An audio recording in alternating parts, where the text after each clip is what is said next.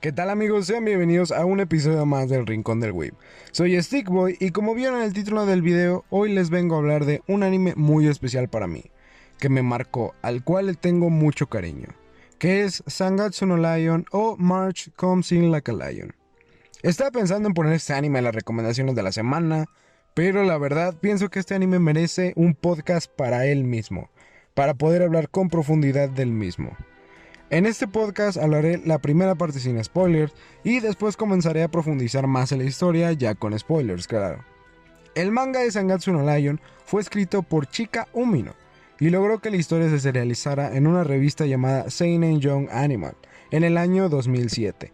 Hasta el momento cuenta con 13 volúmenes y el manga aún sigue en emisión. En cuanto al anime, este cuenta con 2 temporadas, cada una con 22 capítulos. Ambas temporadas están disponibles tanto en Crunchyroll como en Netflix. El anime sigue la historia de Rei, un joven de 17 años que pese a su corta edad se dedica a jugar shogi, conocido popularmente como el ajedrez japonés. En cierta manera, este juego es muy parecido al ajedrez, aunque cambian algunas piezas. Rei se hizo profesional en la secundaria, convirtiéndose en una de las pocas personas de su edad de lograrlo. Rei vive solo, en un apartamento que él paga con las ganancias que le deja el shogi. Y a lo largo de las 2 temporadas nos muestran cómo es que este personaje se va desenvolviendo en torno a sus relaciones y como jugador. Sin embargo, Rei ha pasado por mucho para lograr llegar a donde está ahora. Y afrontar sus fantasmas del pasado no será tarea sencilla. A partir de este punto profundizaré un poco más en lo que es la historia con spoilers. Si es que aún no has visto Sangatsu no Lion, te recomiendo que lo veas, es uno de mis animes favoritos. Son de esos pocos animes que hay por ahí que logran cambiar de verdad algo en ti. Ahora comenzaremos un poco con los spoilers. Los primeros 3 capítulos de la temporada son un poco difíciles de ver. Y creo que la mayoría está de acuerdo conmigo, ya que a priori nos muestran a Rei como un personaje tímido y que no muestra muchas emociones. Pero creo que a partir de este punto el personaje de Rei va creciendo en cada capítulo. Es triste ver cómo es que vive solo, no tiene amigos y prácticamente lo único que hace es jugar shogi. Pero aquí es donde se nos presentan personajes que le irán ayudando a crecer poco a poco. Los 3 principales personajes que creo que ayudan a crecer a Rei como persona y tener un motivo por el cual vivir sin lugar a duda son las hermanas Kawamoto, Hina, Momo y Akari. Me voy a dar el lujo de detenerme un poco y analizar esos 3 personajes, que son unos de mis favoritos de toda la serie. La primera es Akari, que es una joven de unos aproximados 23 años, pero que desprende una aura como si fuese una madre, tranquila y siempre cuidando de sus 2 hermanas menores, Hina y Momo. Es increíble cómo es que se nos muestra este personaje que es tan fuerte pero sensible a la vez. Al fallecer su madre, ella se quedó con todo el peso de cuidar a sus hermanas, y eso no es algo fácil de asimilar y de ejecutar, siendo ella la que sea la cabeza central de la familia junto con su abuelo, y claro, ella misma fue la que ayudó a Rei cuando estaba en su peor etapa. Después tenemos a Hina y a Momo. Hina es una estudiante de secundaria que a diferencia de Akari, ella es un poco más extrovertida en cuanto a demostrar sus sentimientos se trata. Es temperamental, pero sobre todo honesta y con mucho valor. Y para añadirle un toque más tierno está Momo, una niña que apenas va al preescolar, así que desafortunadamente apenas si logra recordar a su difunta madre. Pero este personaje es súper tierno y logra encajar perfectamente con el ambiente que vive la familia.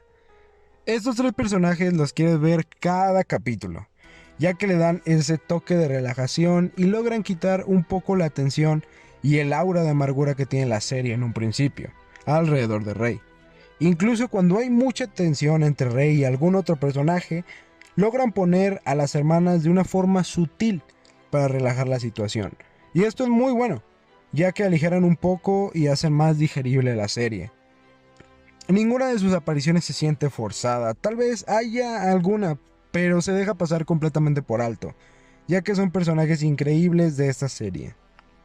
El siguiente personaje, que es de mucha ayuda para Rei, es Nikaido, un ex rival, o al menos así él es como se autoproclama, de Rei, que sufre una enfermedad que es para toda su vida.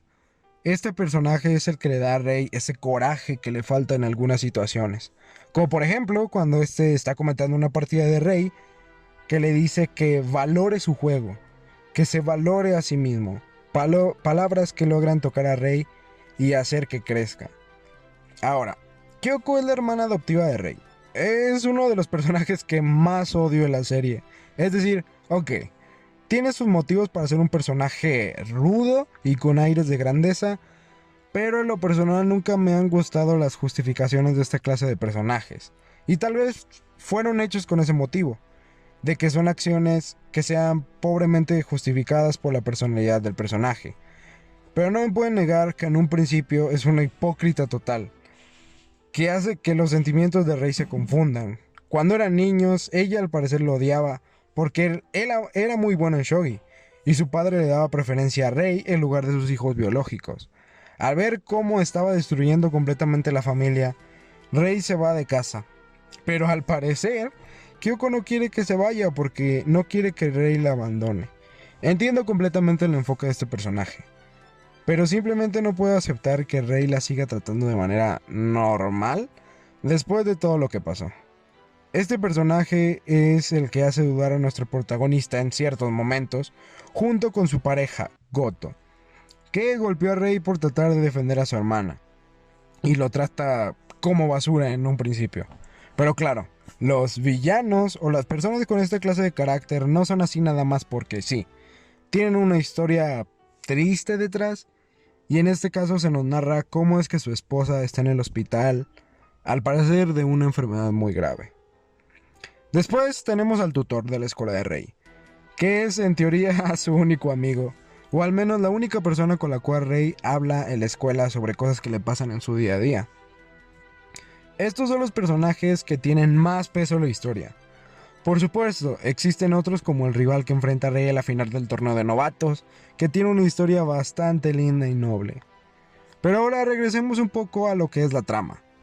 La primera temporada gira mucho en torno a nuestro protagonista Rey y su familia adoptiva, y cómo es que esta le afecta en todos los sucesos. Podemos ver cómo cada partida de shogi es más interesante que la anterior, mostrándonos rivales para Rey bastante formidables, pero sobre todo con un carácter y con historia. Este es uno de los puntos que más me encantan de este anime. Ninguno de los personajes son vacíos o superficiales. A cada uno se le da el tiempo de evolucionar capítulo a capítulo, lo que hace que el anime se haga cada vez más interesante conforme avanzan los capítulos. Al final de la primera temporada se nos muestra cómo es que ha crecido el personaje de Rey, y nos lo muestran de una manera muy conmovedora, ya que nos hacen la comparación de cómo es que Rey vivía sus tiempos de niñez, solitario y despreciado por todos, pero que ahora se ha unido a un grupo de estudio con Nikaido, divirtiéndose y discutiendo sobre shogi, y por supuesto disfrutando de la compañía de las hermanas Kawamoto. Pero aún más importante, se nos muestra lo que Rey hará a futuro y que aún le falta mucho por crecer. La segunda temporada se centra un poco más en las hermanas Kawamoto, y esto no es nada malo en absoluto, al contrario, le dan la cereza en el pastel a esta serie. Mi parte favorita es cuando nos plantean cómo es que Hina está sufriendo de bullying en su escuela. Esta es una parte crucial de la serie, porque por fin podemos ver cómo es que Rey por fin tiene un motivo claro para jugar shogi, y trata por todos los medios posibles de ayudar a Hina. Aquí es cuando resplandece por fin el personaje de Hina, ya que a pesar de que sabía las consecuencias de ayudar a su amiga, que estaba siendo foco de agresiones, tuvo el coraje de hacer lo correcto y ayudarla, sin importar las consecuencias. En todo este arco podemos ver todas las facetas del problema desde diferentes puntos de vista, de cómo es que la madre de la niña que hace bullying la defiende, pensando que su hija es una santa. También vemos cómo es que hay maestros que son incapaces de poder resolver esta clase de problemáticas. Podemos ver también cómo es que la acosadora ve el mundo, y por supuesto podemos ver las repercusiones de sus actos en la amiga de Hina, que tuvo que irse a vivir en una especie de granja para poder superar todo el trauma que tuvo que vivir en la escuela. Es un tema que tarda en desarrollarse alrededor de unos 13 capítulos. No deja cabos sueltos y, como mencioné al principio del podcast, profundiza en cada uno de los personajes involucrados en la situación. Después de esto, vemos por fin cómo es que Rei se enfrenta al maestro Souya y cómo es que los otros dos veteranos luchan por el título. Sin duda alguna, Zangetsu no Lion es un anime impresionante, que después de poco menos de 50 capítulos, te quedas con ganas de más. El manga tiene actualmente 170 capítulos. Las 2 temporadas del anime solo abarcan los primeros 90 capítulos. Así que si estás desesperado por seguir viendo más sobre Rei y compañía, puedes empezar a leer el manga desde el capítulo 90. Mi veredicto final para este anime es un 10 waifu de 10. Es una historia atrapante, conmovedora y profunda, la cual merece toda la pena del mundo ver. Espero que les haya gustado el capítulo. Si es así, no olviden suscribirse al canal de YouTube o compartir y seguir nuestro podcast en Anchor. Yo soy Stickboy y nos vemos en el siguiente capítulo.